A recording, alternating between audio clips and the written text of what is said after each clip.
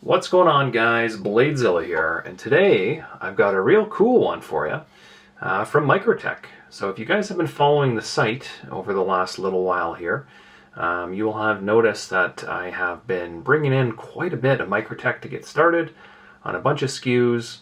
Obviously there's a lot more with the brand in variations and different blade finishes and whatnot than some of the other ones, some of the other lines that I carry. And one of the ones that I brought in was a bunch of these. So these are the Microtech Socom Bravo Mini SE with the bead blast blue tie pivot collars and carbon scales. Pretty cool. Part number wise 260M-7CFTI. That's one other thing with the Microtechs. I'm starting to learn all the product part numbers, and let me tell you, that takes a lot of effort in itself. Just a reminder for you guys, check out the website bladezilla.ca, where a lot of the knives featured on this YouTube channel are available for sale. Bladezilla.ca in Canada, ready to ship. And actually, because of the timelines on this, I still have these on the front homepage. So, bunch of Microtechs. Let's go in here and just show. If I go into Microtech, there's a ton of them, 26 different SKUs I've got up. So there you go, bladezilla.ca. But that's not what we're here for. We're here to take a look at this knife, do some comparisons, coffee shop style conversation on the knife, and not go too in detail on anything specific, but more than anything, just have fun, take a look at a cool knife, and that's what we do a couple times a week here. So, the Mini Socom. Well, you guys have probably seen the standard Socom in a bunch of different configurations, from folders, fixed blades, etc. I believe they offer this in some other patterns and blade finishes and edge. I think there's a Tanto in this. I think I have the Tanto in this. I have both versus the drop point. Super cool knife. And it just seems like everything is going mini these days. In the Shirogorov world, in the Koenig world, it's all about the word mini. So buckle up and let's do a walk around on this guy and kick some tires and see what's going on. So to get started, so obviously we have the tie and carbon, which looks real sharp, put in place with what looks to be Torx. I'm guessing T8s, bigger than what I was expecting. We've got the blue pivot collar, which looks real nice. Nice little accent. I'm kind of surprised why they didn't accent the blue with kind of like a backspacer that matches. But anyway, that's the way they went. It looks sharp, just a little understated. If you flip around the back, you can obviously see nice milled pocket clip attached externally rather than internally. Which is kind of, at this price point, right? Like, this is a US made knife, and there things like that require more labor to probably do internally, so it's pretty standard. The carbon obviously wraps around the back spacer, which has the lanyard hole, which looks really sharp. Doesn't stick out too crazy, just a nice solid, homage to the Socom knife itself. The carbon is really nicely laid in as well. The seams are beautifully done, and it's nothing crazy. Like, it's not carbo tie, it's just standard, beautifully done, kind of like a 3K carbon. So it looks real nice. We've got that beautiful blue pivot collar as well on the back side with an oversized pivot, which looks to be probably like T20 or something, T25 maybe. Big is what the main thing there is. And then crack this guy open. It runs on bearings, and you can feel, because it's kind of factory fresh right now, you can feel they're a little notchy, but pretty standard for a Microtech. Just overall, the fit and finish on this Mini Bravo, it seems really high. Like, if you look at all the edges, the different milling, how everything's nice and tight put together, it's just a really well done knife. So I haven't had any full-size Socoms come through. and I probably should have brought in a couple just to have for a comparison, but being that, you know, tons of people have been asking me to bring in minis, I figured, hey, why not bring some in and do a video on it while it's here. So I had a stack of these, and the stack is getting smaller by the day. Onto the blade itself, I believe it's M390, and I thought they write it down here. I can't really actually see, but I believe they write it down here. M390. Nice satin oily kind of finish on there, because that's what they do, is they coat it in oil from the factory, which is nice. And then they've added some weight savings here. I'm assuming that also acts as a balance. Got a thumb stud, which is also layered beautifully nice with kind of like a volcano style pattern to it, and it is on both sides, and it does press up against the frame. Nice usable edge. You know, that's all you can ask for when you're talking about a like a mini knife, is that you want it to be usable. You don't want to waste any of this blade, which we're going to measure because why the heck not? Why the heck not? I thought it was around 3 inches, maybe 3 1/4. 3 1/4 is what I'm sitting, or what I'm getting. I don't know what the actual specs say, but for minis, this is about right. You know, so 7 3/4 overall length, blade of, you know, I'd say 3 1/4, maybe a little bit more, 3 3/8 to the center of the choil, and handle would be probably those two subtracted from one another, 4 3/8, pretty good. Size-wise, I don't want to open up a bunch of Microtechs to compare, but I will do the Neon because it's kind of a small knife as well. But there's your Neon. Very similar size-wise, a little taller, a little thicker in the handle, but very similar size-wise. So I know it's a mini, but the Neon is not quite a mini. So there's that, and then I'll throw a big knife up top in the Shiro world. Where are we going here? Let's grab a Hattie, which is like a full-size F95 for reference, and that kind of just shows you kind of the overall size. And trying to obviously stay in the carbon theme, going with the Hattie, which, whatever.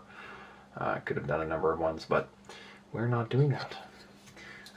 Other ones I will do probably in the same, let's do the Oz Roosevelt. There you go. Which looks small, actually, by comparison. Not by much, but it does look a little smaller, a little thicker, a little girthier. That's what she said. But overall, you know, if you look at these small knives, they tend to really like that drop point because it's just a usable kind of blade. Do I have a Rask? Yeah, there we go. Let's grab that Grimsmo Rask. And all of a sudden this thing looks a lot bigger by comparison as well. And love the Grimsmos. I just threw up a bunch of used ones, not of the Rask, but of some Norsemen, by the way, depending on when you see this video.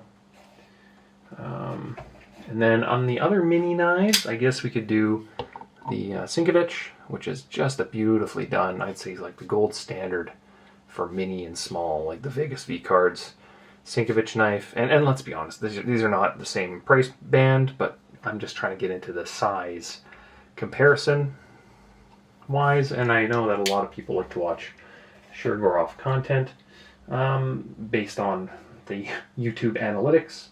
You know, I would love to show, I've got a Hog House here as well. Let's throw that up. And then I want to find my Sebenza, my large Sebenza. There's a Zon, there we go. There's my Thunderbird gear. Shout out to them. There's my large Sebenza. So just to give you an idea on size, I always like to have some comparables that are kind of in the family, in the, you know, people know what sizes, like a large Sebenza or an Zon, which I have here. There you go. And remember, these are very similar size knives, but the camera is going to obviously make them look a little different. So there you go. There you go. All right, well, let's put these guys away, and we'll take a little bit more of a tour around the Bravo Mini. So balance-wise, I would think it'd be handle heavy, but it's not.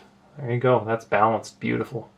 Right on top of the frame lock, which appears to have a lock bar insert and an over travel stop, which is beautiful. And remember, I always like to say this, but your lock bar insert not only doubles as a replacement part in the event that it wears out, but it also tunes the material between the frame, aka titanium, and the blade, in this case M390 or S90V or MagnaCut or whatever.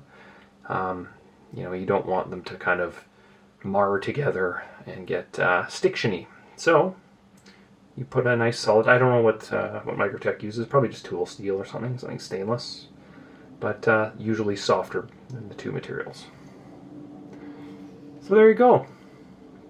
And then obviously that's attached, I believe, externally, which is a nice little touch. You can work on it, fix it, repair it.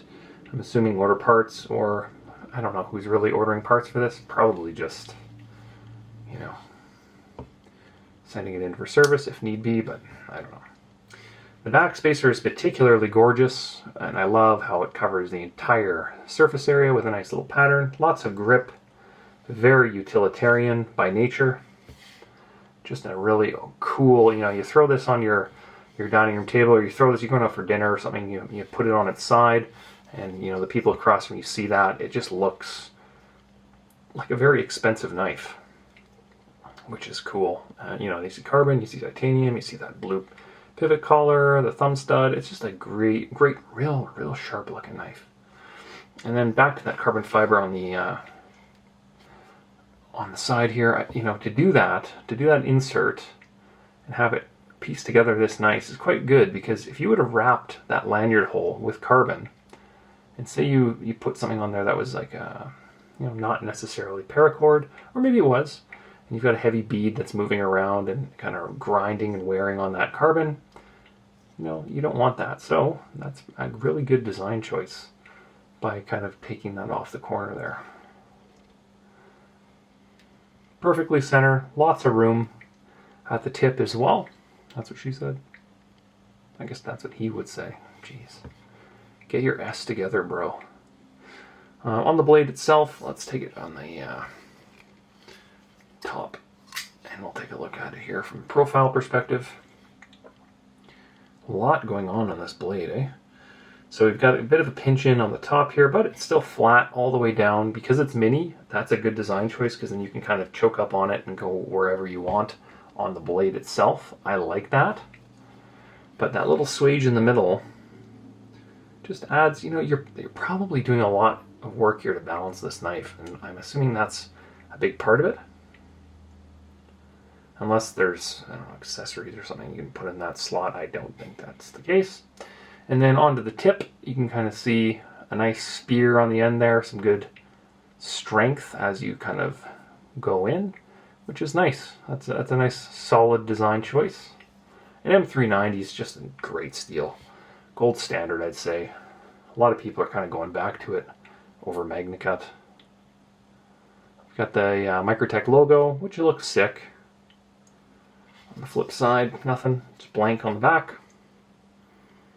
As if you've been following me for a little while here, I always like to say, hey, I don't like having anything on the blade. I'd rather it be on the handle, on the heel, on the back spacer. I'd rather the logoing there, because if you are going to use this, the blade is kind of the first thing that kind of gets worked in. Real smooth. Nicely done on the blade itself. Fit and finish is really nice on this. Kind of surprising. It's fairly high level, in my opinion. Let's take a look on the inside of this guy as well. I'll grab my little light. I don't know what we're going to really see. I don't think there's too many Easter eggs inside, and I don't think it was skeletonized in the literature, but let's double check. Okay, a little bit. There's some skeletonizing just on this side here. Not a ton. Pretty plain Jane, which at this price point is kind of what you'd expect. You're attaching carbon fiber, you're milling the outside, and you're saving weight there. There's not really a whole lot you have to do on the inside, but you still get to look in and take a look at those, the inside of the back spacer. There's a lot of little patterns and coolness going on in there, which looks great. Great looking knife.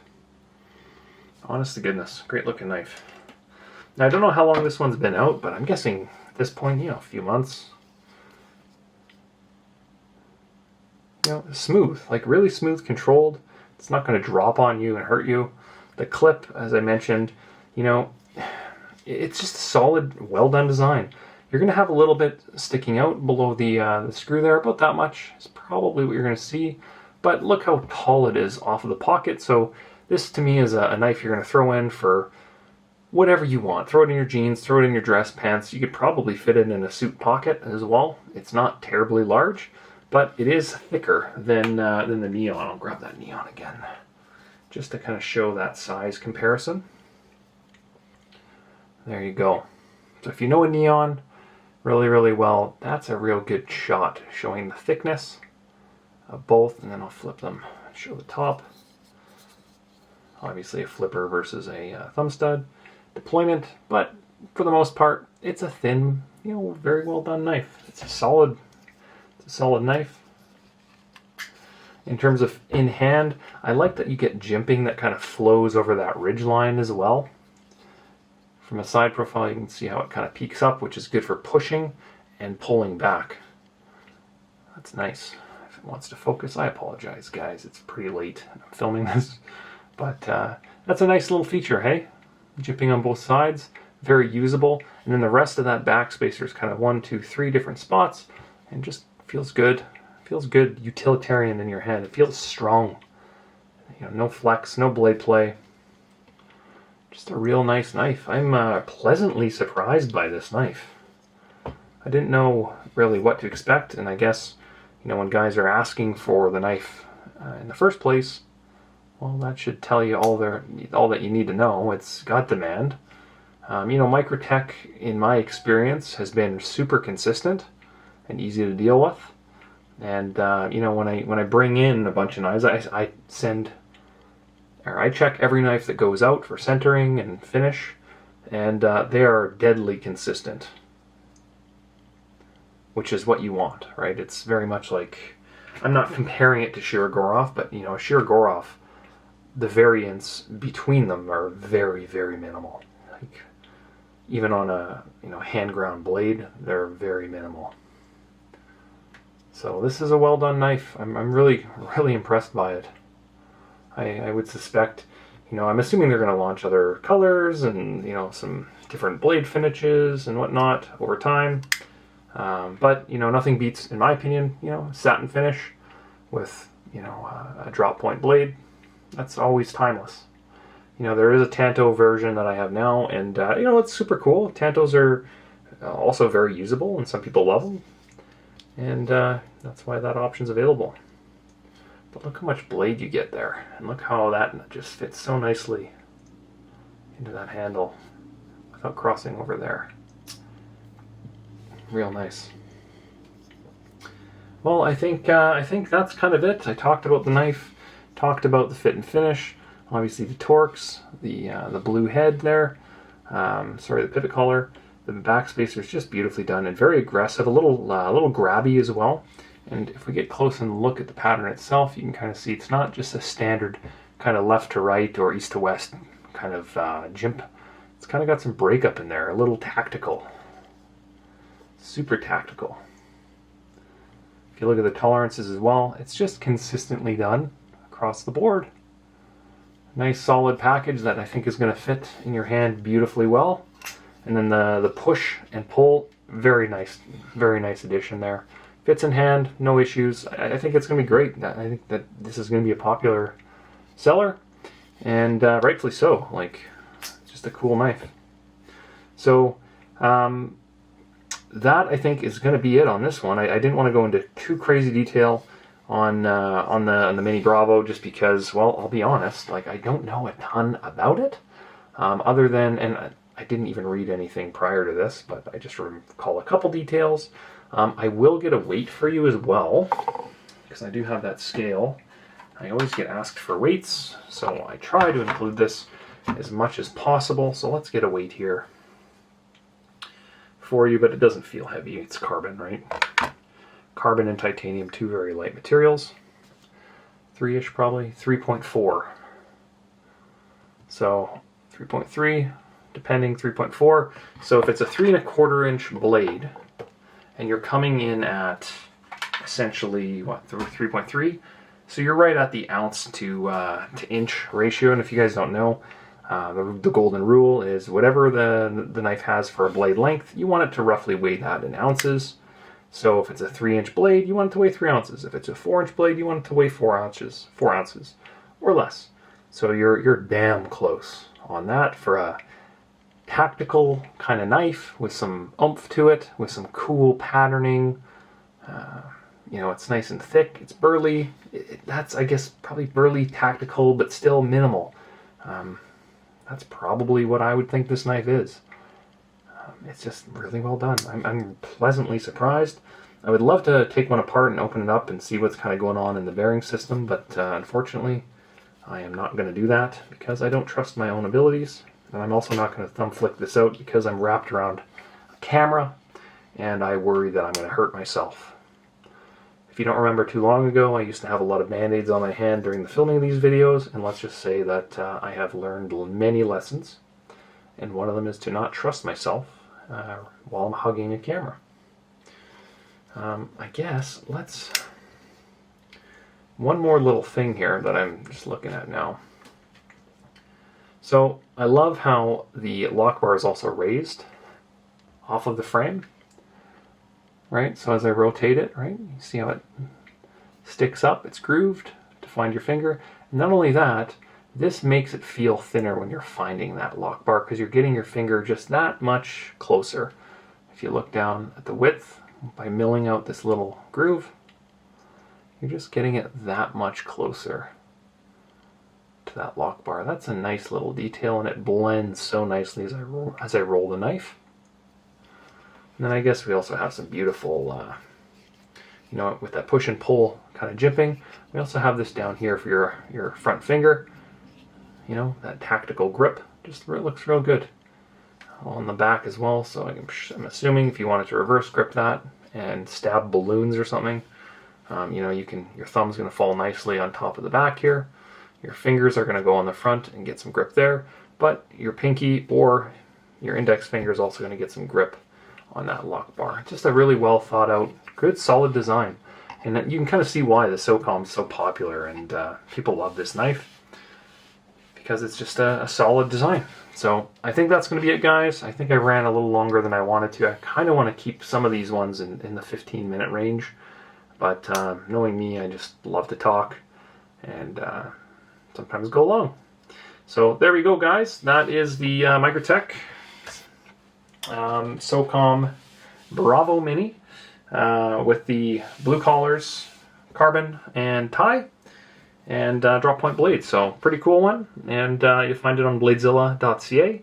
If you have any questions, leave them below. Otherwise, like, subscribe, share, all that good stuff, or just add me on TikTok, add me on Instagram, just chat. This is labor of love for me. So yeah, I'll leave you there. Have yourselves a great week, and we will see you later on. All right, peace.